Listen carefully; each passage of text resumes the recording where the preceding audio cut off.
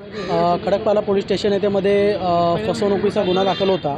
आरोपी जो आहे प्रसाद यादवराव साळी आणि त्यांची पत्नी हे जे बंटी बबली होते यांनी 70 लाख व त्यापेक्षाही जास्त प्रमाणात घोटाळा केलेला आहे।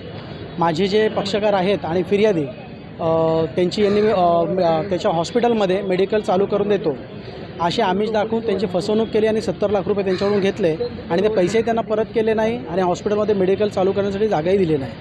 त्यानंतर या आरोपींनी कल्याण येथील मान्य सत्र न्यायाधीश यांच्या न्यायालयात अटकपूर्व जामीन अर्ज दाखल केला होता, जो न्यायालयाने नोव्हेंबर 2025मध्येच फेटाळला होता।